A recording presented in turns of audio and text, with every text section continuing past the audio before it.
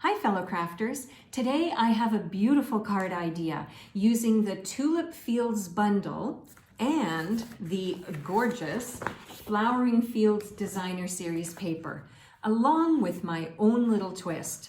This card is easy, but it's a beauty. Shall we get started? Hey everyone, I'm Terri from nutsaboutsstamping.com. I love sharing techniques and project ideas for rubber stamping, paper crafting, and scrapbooking with you each week. Be sure to hit that red subscribe button and the bell beside it so that you'll be the first to be notified when my next video goes live. And if you don't have a Stampin' Up! Demonstrator yet, I would love for you to choose me. I'll link to my online stores in the description box under this video. Speaking of video, be sure to watch all the way through for my bonus tips and design ideas. Now, let's create this beauty. Since I haven't used the Tulip Fields bundle yet, I thought we would start off by just having a quick look. So the Tulip Fields stamp set includes flower field section stamps that, when placed side by side, create a colorful tulip fields from a tapering perspective.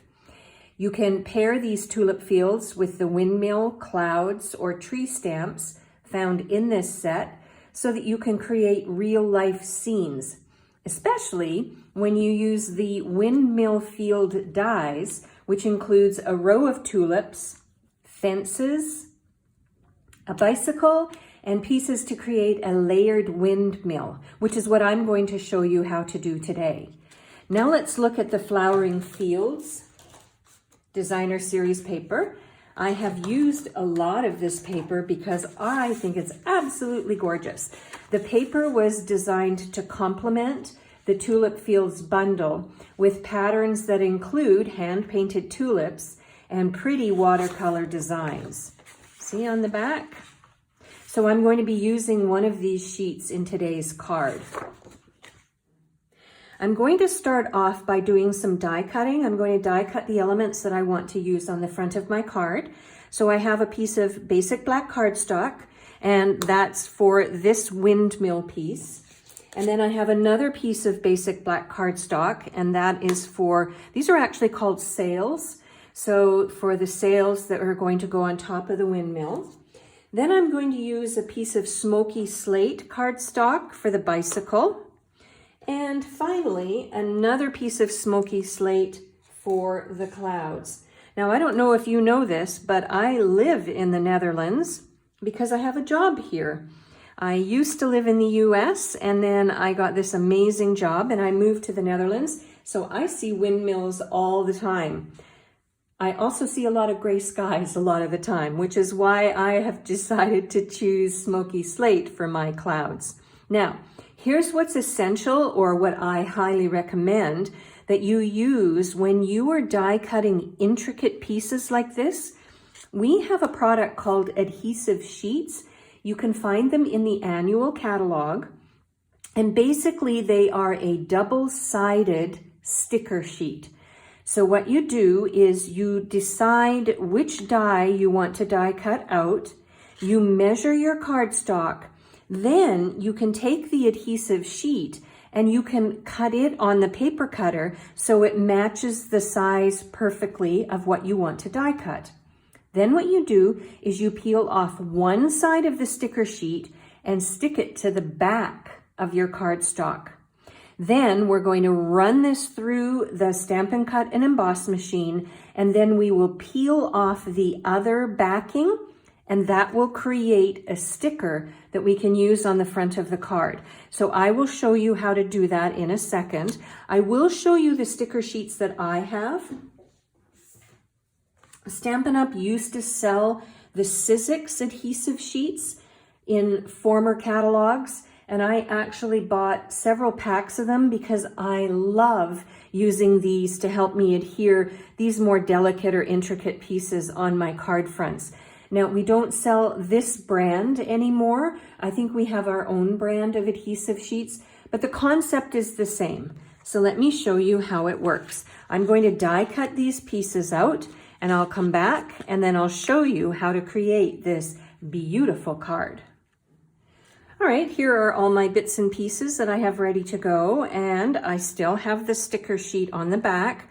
A little tip for you, when you're running these pieces through the Stampin' Cut and Emboss machine, I would run them forward, run them back, run them forward, and run them back. And that helps all the little bits and pieces fall out of the dies when you take the metallic piece off. You will also have handy your take-a-pick tool with the little pokey end on it, and that will help you poke out any remaining bits. Now, if you do get a piece that has a little remaining bit in it, don't worry about it. When you peel the sticker sheet off the back, it will pull it off with it normally. We'll see if it works on the bicycle. So now what I want to do is move on to creating the front of my card. I'm going to slide these pieces out of the way, and I'm going to bring in one of the sheets of the Flowering Fields Designer Series paper. This is the sheet with the tulips on it. But I decided, because the Netherlands has so much water and also a lot of green, I really like sort of this background idea for my card. And what I want to do is I have a phrase from the Dragonfly Garden stamp set. Because the Tulip Fields stamp set doesn't have any phrases, it's a great way for you to pair up with another stamp set. And I've got the Thank You for Your Kindness stamp. And what I want to do is I want to stamp it right onto this Designer Series paper. But before I do that, I need to keep in mind that I need room for my windmill. So I'm going to, and I also need room for my clouds too. So I am going to stamp my phrase. I'm going to position it right about there. And I am going to use my positioning tool to help me get a perfect fit.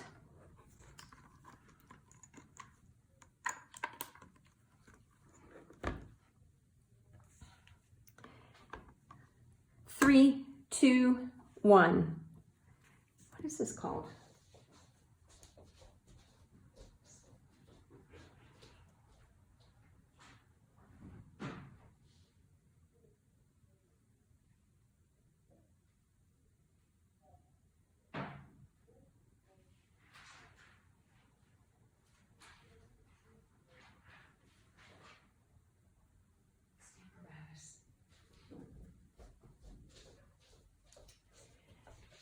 Three, two, one. So I have my Stamparatus ready to go, and I am going to put my paper inside my Flowering Fields Designer Series paper. I'm going to use one of the magnets to hold this paper in place, and then I'm going to straighten this just a little bit. Hopefully it'll turn out nice and straight when I stamp it. And then I'm going to press down on the stamp and then open this up, and the stamp sticks to the Stamparatus plate, so then I can apply ink and stamp it down. Now, since my windmill is black, I decided I'm going to use the Memento Tuxedo black ink for my phrase. So I'll ink up the phrase. Make sure it gets nice coverage. And then I'm going to stamp it down on my Designer Series paper. And that should position it the way I want it to be. There we go. Perfect. Now what I'm going to do is put the rest of the card together and finish it off. So I've decided that my card base is going to be on the black theme. I'm going to stay with that. I've got a piece of basic black cardstock, and I'm going to adhere this Flowering Fields layer to the front of my card.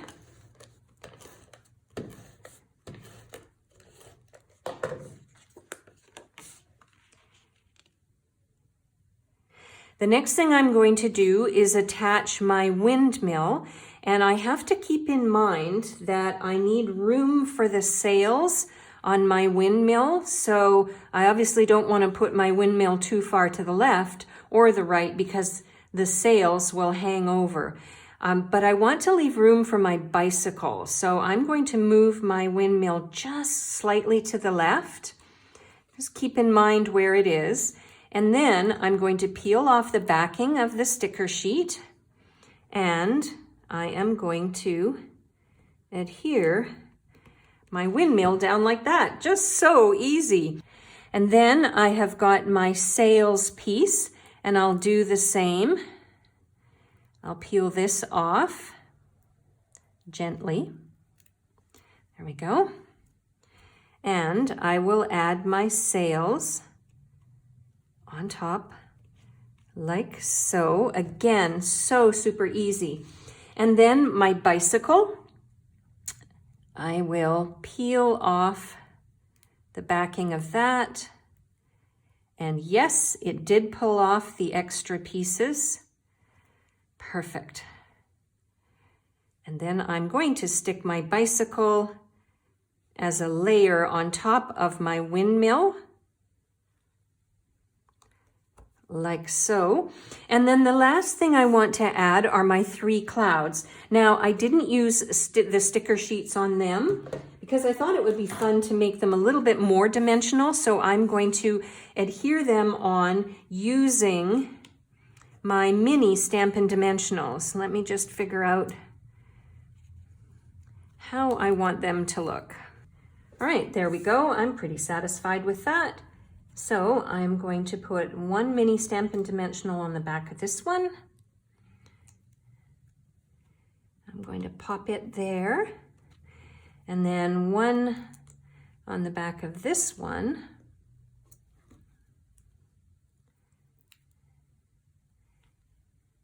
Put it up there. And then maybe I'll use 2. Oh, maybe just, I think maybe just 1 will work. Peel off the backing of that. And I'll add it like so.